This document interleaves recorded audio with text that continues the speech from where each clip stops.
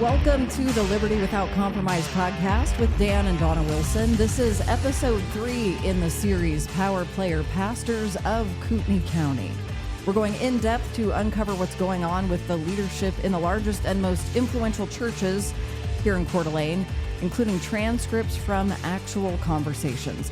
And here's Dan to give us a recap of episode 2, where we've come from and where we're going from here.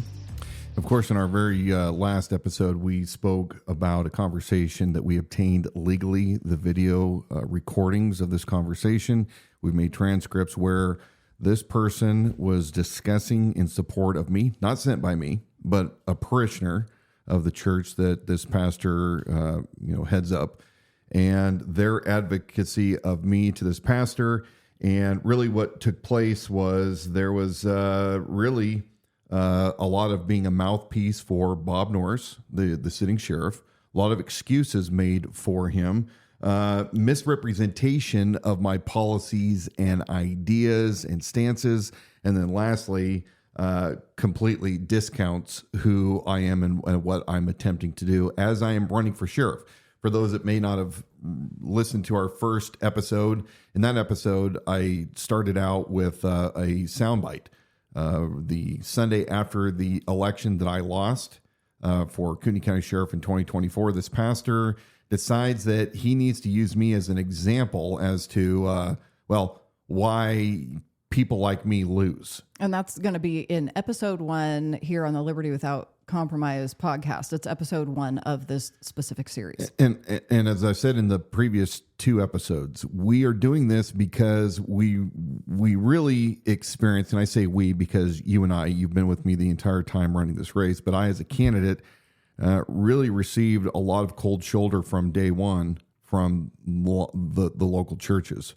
Which naturally then drew attention to itself. Yeah. And you and I, being very curious, human nature, curious individuals, well, this is weird. Yeah.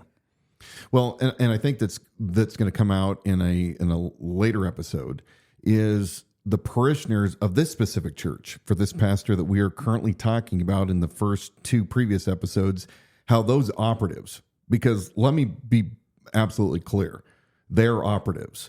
Those individuals that run a pretty prominent local, what would you call it? What is that feed on Telegram? It's a chat room. Yeah, they're just chat rooms on Telegram. So you got to join it. Mm-hmm. You can actually publicly go in, look it up, and read the chat that's going back and forth. But there probably are about 600 people that follow that chat group, and the husband and wife who manage that site together, or that forum, also attend this church. And along with another community activist that goes to this church that came from California, that was involved in all sorts of, drama down there against the government. Community activist network going on. This person, all of them, even before I contacted the pastor, they're all tied together. And back in December, right after the day that I announced that I was running, these so-called Christians came out with knives against me, and it just continued all the way through the election. So, and when we say knives, these aren't things like, I don't understand your policies, but it kind of sunk down to even just making fun of physical appearances and your clothing choices, and then and taking pot shots at like somebody's sexual behaviors and orientations.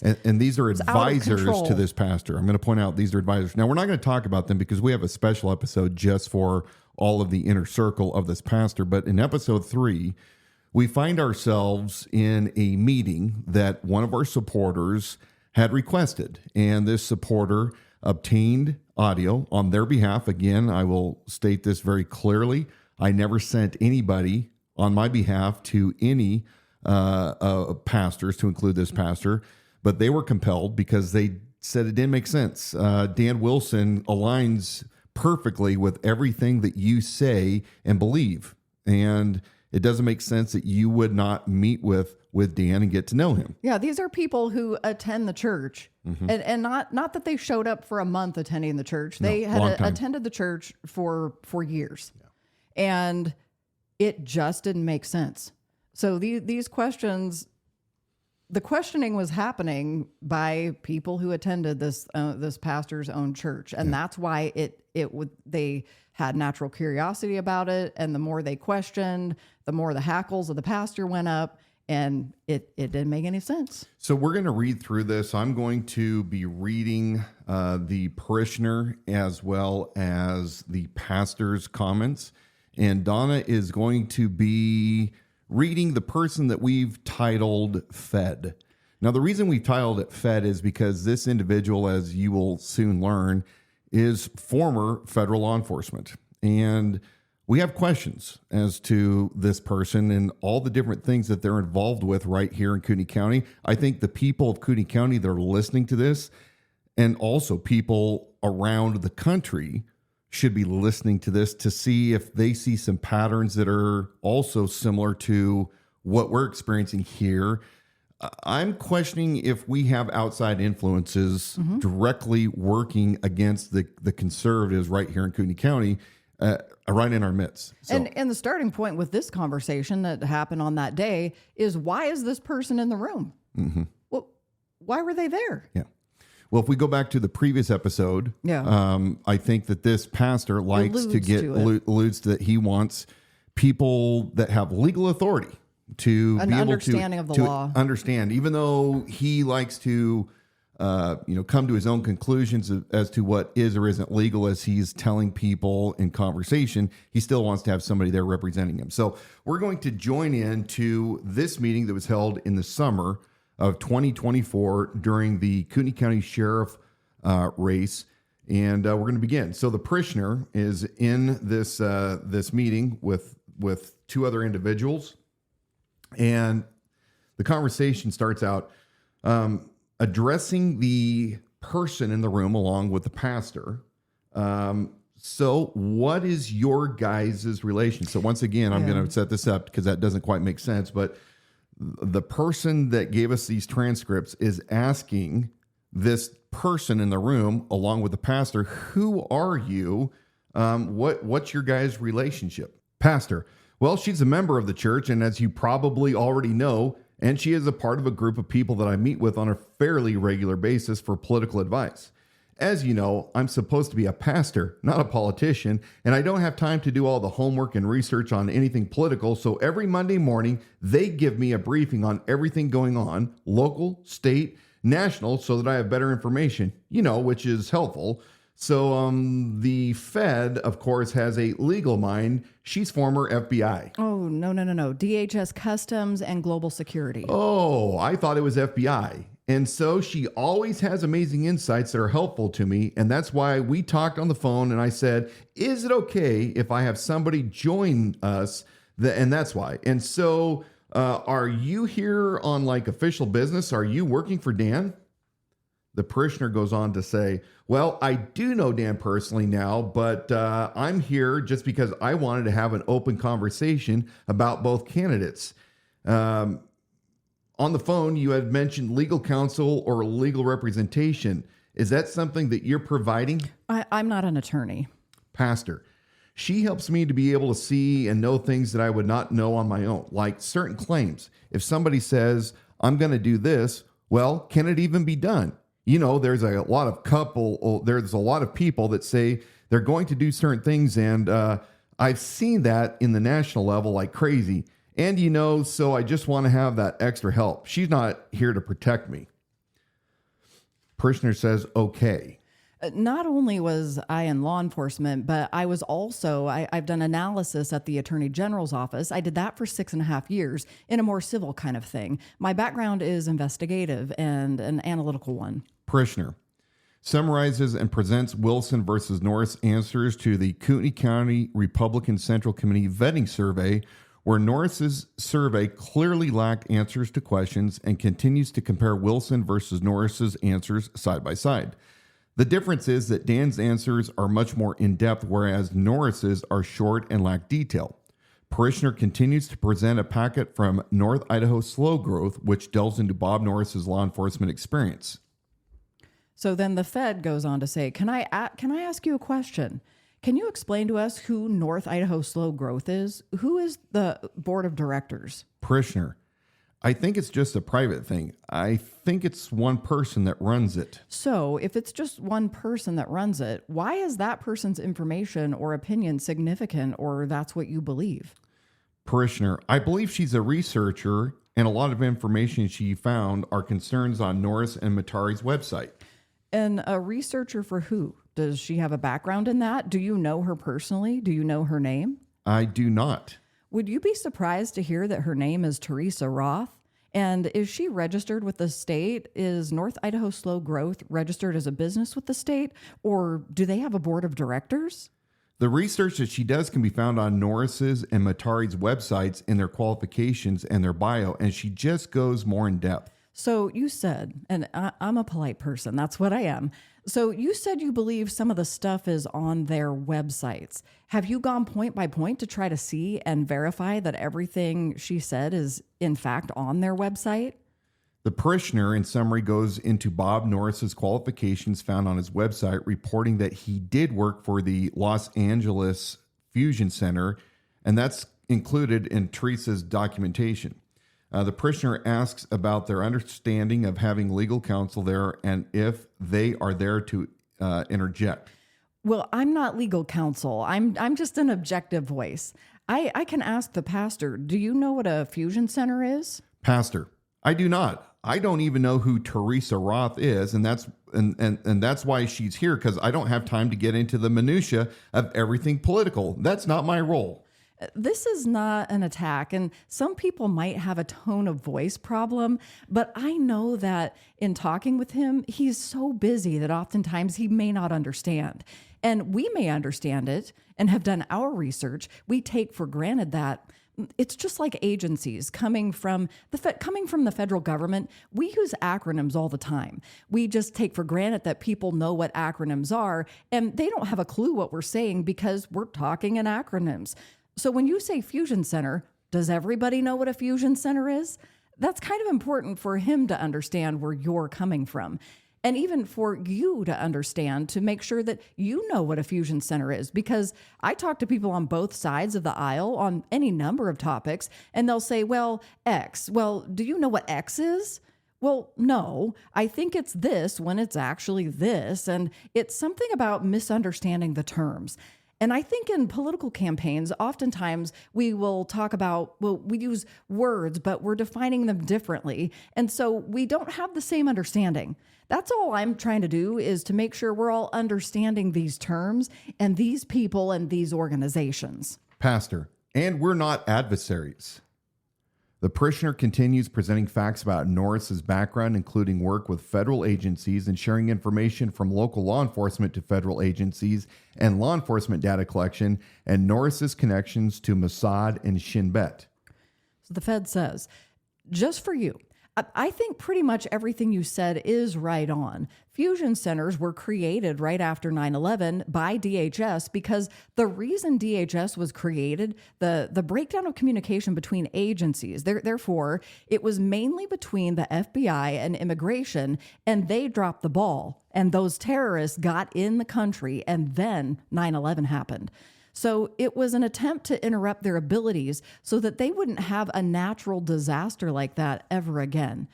FEMA was also placed under DHS, so the secretary of DHS, whether you like it or not, because I don't, it does contain FEMA, so that's a mandated responsibility. And any natural disaster also has to have intel sharing and has law enforcement response. So yes, the Fusion Center is comprised of all that. The Mossad training, yeah, that is on the website, all that stuff, and the sheriff has said that publicly. That is, the Fusion Center have an anti-terrorist component to them, so the best training that anybody can get anywhere on how to prevent terrorism is through Mossad. Parishioner summarizes and gets into the goals that the candidates have. Norris's answers are vague. Pastor, excuse me for one thing. This is the recent, right? The recent vetting survey? For the primary. And so he's been through this before. So I'm wondering if the 4-year ago version is more thorough, because he might have already talked to himself. Look, you guys already know all this, and therefore this could be abbreviated just because he is thinking in expedition, so I'm not defending anything. I'm just saying that came across my mind. Parishioner summarizes and talks more about Dan's specific answers on the vetting survey regarding his goals as sheriff, including the Deputy Reserve Program and the Citizens Posse. Pastor, I guess I want to reflect on that for just 1 second. Sure, and I'm just looking for that old survey. That's what I'm doing over here. I'm not sure I'm going to find it though. A reserve deputy program, I think, is self-explanatory. To develop a citizens posse of vetted individuals to assist the sheriff's office in the time of need to help maintain law, order, and security as mandated by law.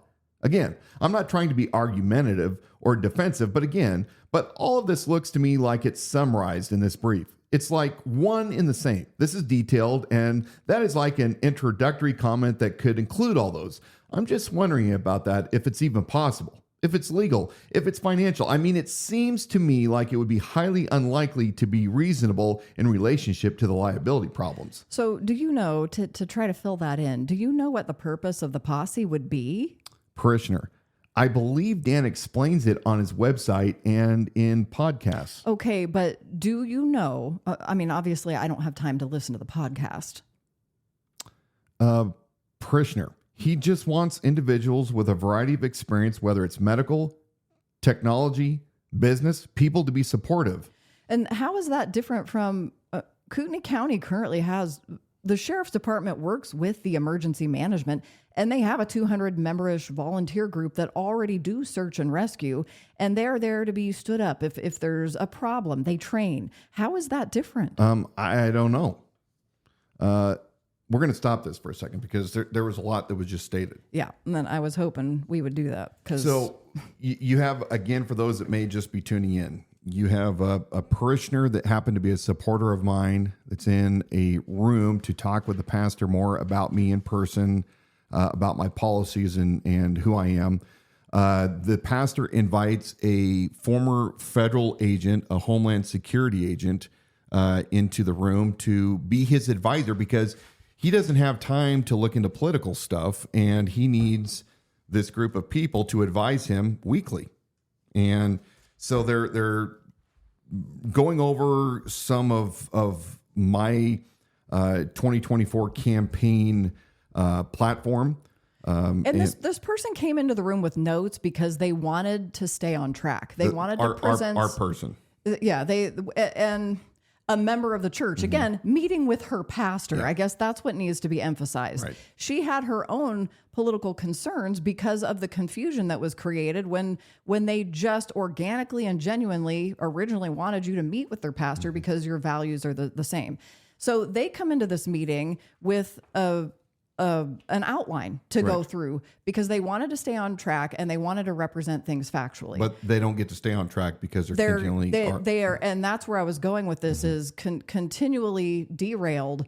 Every time they tried to move forward into the next point, it was especially dominated by this former federal agent who was, surprise, surprise, in the room when this meeting took place.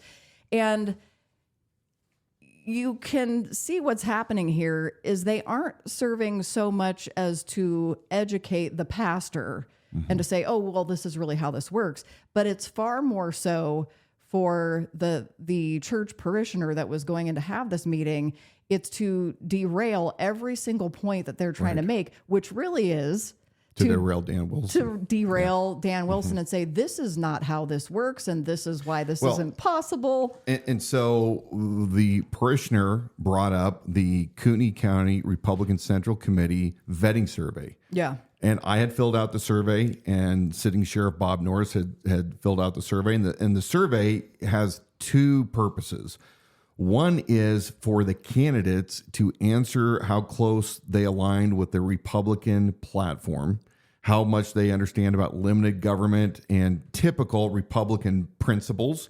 And then lastly, it's supposed to be there for the voting public to become familiar with their candidates as far as Okay, well, what do you truly believe in your own words? We did several surveys. We did one with the Coeur Press. We did one with the Watchman Ministries. I did one with League of Women Voters. And there were actually very many surveys that came out because every organization, nothing's streamlined. They all developed their own surveys. So you spent quite a lot of time where it became part of your full-time job in running the campaign that you were meticulously and individually responding to there was no boilerplate. There was no copy and paste. You are answering the questions. But once again, this pastor is running interference. Like crazy. For Bob Norris, because he says, well, you know what? Maybe because he filled out the survey 4 years ago. Well, he just thought that I've already done this. I don't need to do it again. And you've got the former federal agent in the room also while the pastor's running that interference. She's sitting there looking for, well, I'm going to go find that old survey to what? To somehow justify.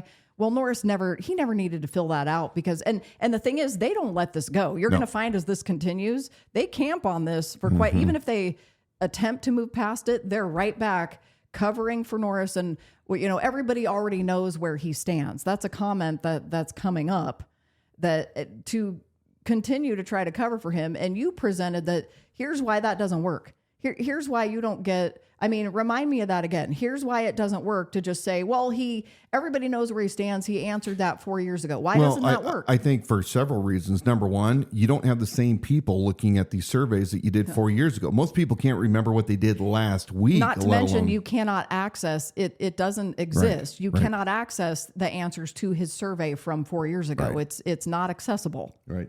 And second of all, it's like everything. When you qualify for something, every time you're running for an event, I have these IDIQ contracts that I do with major corporations.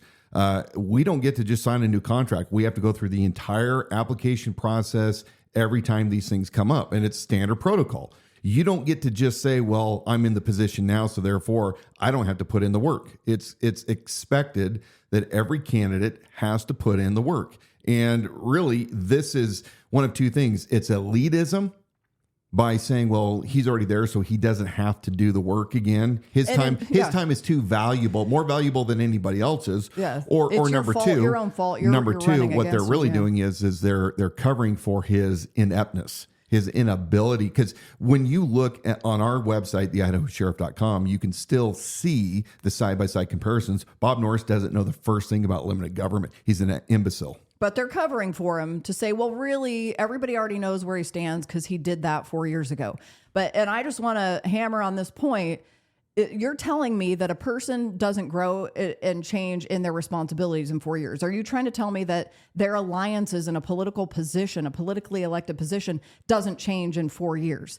That nobody on his staff who's been hired or fired doesn't change in 4 years, or his contact with any federal agencies had no ups or downs, ebb and flow in 4 years, so that nothing about his answers from 2020 would have needed to change. It's a pathetic excuse. It's pathetic. And it leads us to a very dangerous place. It does. So what are you signaling to me for? Well, I'm trying to remember where I left off from. It's line 39. All right, so line 39. Parishioner goes on, talks about Dan's plans for illegal immigration. There will soon be a problem in Kootenai County to combat human trafficking, the drug problems, illegal weapons, bring community together, cut federal funding at the sheriff's office if there are unconstitutional strings attached, and stand against policies similar to those afflicting California. Again, this parishioner is going over my vetting survey answers. Yeah, and they're really trying to bring things back on track and move forward through the things that they came there to discuss. So the federal agent interjects again at this point. Do you mind if I ask a few more questions about that? Because I'd like to know, or maybe you can inform us on some things. Okay, so he says he wants to institute a reserve program. Is that what he was wanting to do? Yeah, he's wanting to develop a deputy reserve program. Okay. So there was something that passed in the legislature this last session and I don't have it, but it somehow put a lynch in the reserve program. So the reserve program, and POST, is the academy that law enforcement attends in the state. And so all those standards in that academy is administered through legislation by the state. And something happened legislatively that caused POST, even though Reserve Academy is still on their website, they're not holding any, and they won't even answer questions about reserves right now because apparently that legislation puts something at odds. And also, reserve officers in the state of Idaho have to be employed and paid. They're not free, and that's by statute. Pastor, liability insurance. Exactly. Just so you understand. And I did find Norris's, going back to that KCRCC survey from 2020, I did find one. This is just the one from the paper. I didn't find his KCRCC one, but it's got all his schools. It's a much more robust answers that I found. And okay, we're going to stop here, and I'm going to just jump in again. So she even admits you can't find his old survey. So that basically makes the pastor's hypothesis completely invalid. But one of the things that the Fed wanted to talk about was that they waxed on like there's some expert that they knew about the legislation in Idaho that was prohibiting POST, Peace Officer Standard and Training, that oversees all the commissioning for law enforcement officers in the state, was claiming that, it's basically impossible. They're not doing it anymore. And you know what's funny? She is once again verbatim saying what? Special Deputy D.C. Matari County Commissioner, who was Bob Norris's campaign manager in 2020 and became a county commissioner and has this special deputy position that Bob Norris gave him.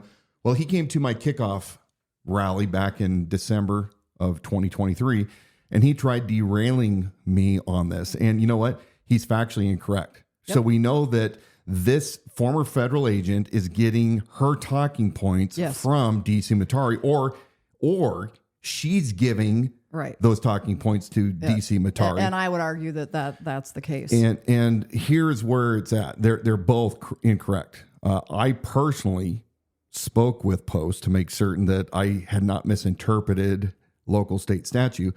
And they're trying to, with a word salad, really confuse people. In the state of Idaho, we absolutely can get former law enforcement officers that are retired to come to work for us in Kootenai County as reserve deputies without having to go all the way through an academy again. And there's a pathway to do it. And it's actually pretty simple. It's just standard background checks. And if they meet the certain criteria, they don't have to go down to Boise to get recertified. They just get to be certified. What they're trying to say is, well, Wilson wants to start these reserve academies where they're bringing brand new recruits that have never been in law enforcement and try to run an academy. Now, that is becoming more difficult, but Post actually allows law enforcement agencies to sponsor these academies. So Kootenai County Sheriff's Office could sponsor a reserve academy, and local agencies such as Post Falls Police, Spirit Lake Police, Coeur Lane Police, Rathdrum Police, they could all bring their recruits, and as long as somebody's hosting it, you could do a post-certified academy. So once again, they're not even factually correct. And no, we do not have to pay anybody in the state of Idaho. And let's just say that technically we have to make a payment, pay $1 like they do down in California. Right. Also, let me remind you of this. When the parishioner comes in again, moving through the things they wanted to discuss, and there was an outline that the people in the room were each provided an outline to move through this. The parishioner is bringing up Dan's plans for illegal immigration, combat human trafficking, the drug problem, illegal weapons, bringing the community together, cutting federal funding at the sheriff's office if there are unconstitutional strings attached. The reason I'm repeating this is here.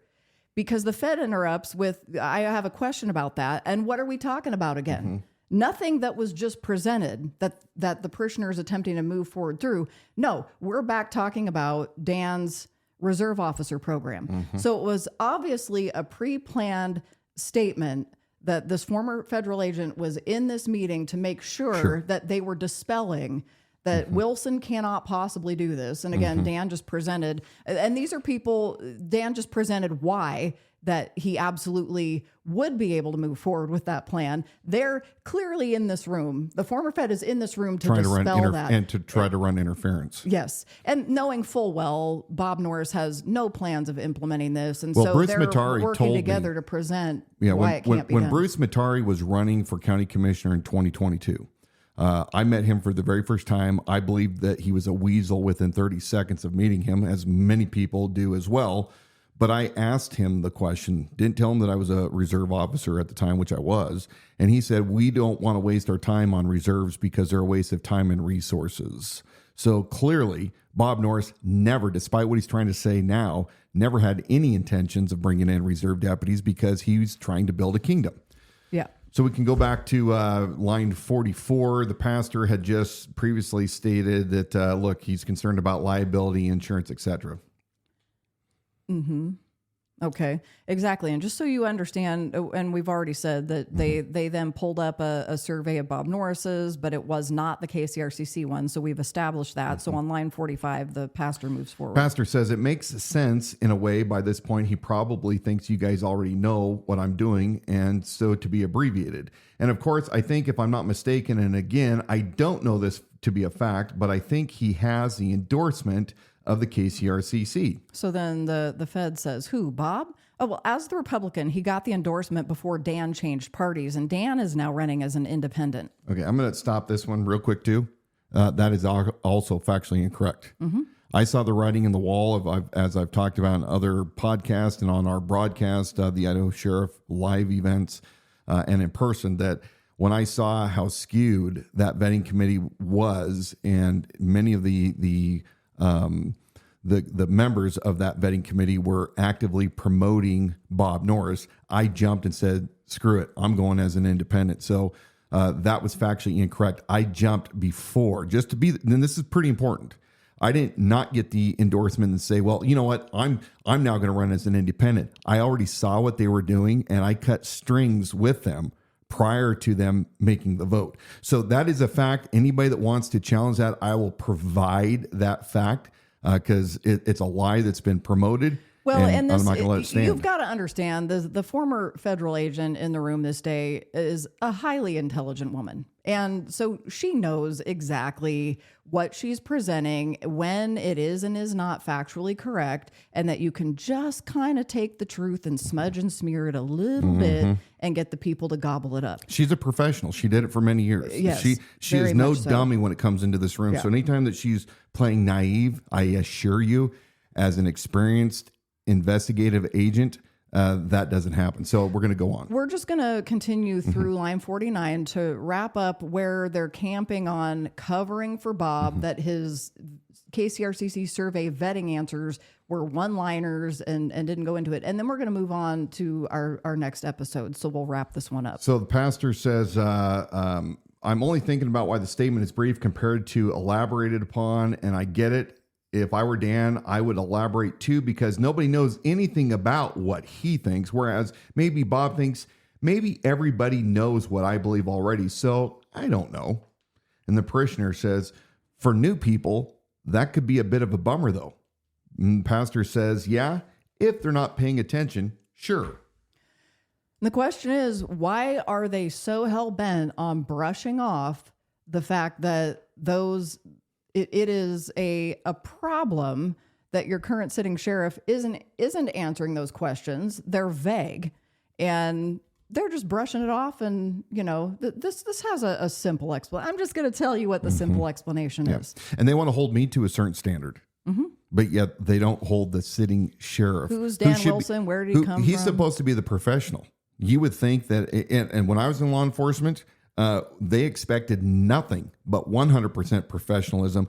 If we were half-ass on anything, we were called in by a supervisor. You got prosecuting attorneys that would call us up and chew us out. You get chewed out by a judge on the stand. I mean, we're in a profession that, as a 30-year career lawman and sheriff, Norris should be above doing this half-ass, call it in type of responses that he's giving, and they're running interference. They're running interference for him and for a shoddy operation called the Kootenai County Republican Central Committee, where their vetting process is a complete joke. Yeah. Now, mind you, you respected the process and you put thorough work into responding to that survey, and it did provide insight as to who you were and what your ideas and plans and policies would be. In fact, you received a compliment because not everybody on the committee, not everybody involved in KCRCC is a rotten apple. No. But I mean, you received a compliment at that preliminary interview about intake interview. Intake, okay. That they really didn't need to go into a deep dive question of you because it was the most complete and comprehensive response to a survey that they had ever seen. That's right. That's right.